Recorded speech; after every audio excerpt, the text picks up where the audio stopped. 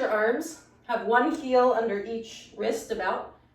We're going to breathe in, lift the heart, inhale, interlock the fingers, bend the knees, bow forward as your hands go up and overhead.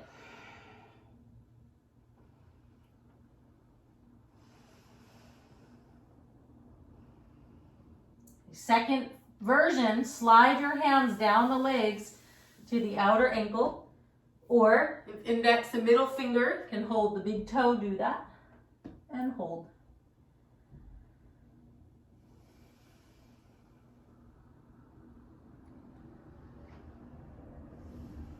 And one more posture from here. Walk your hands together on the floor, straight arms, and then twist. One arm goes up, windmill. Breathing.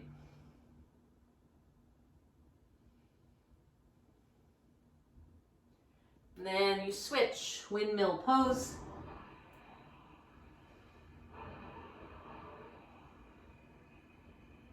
Then release.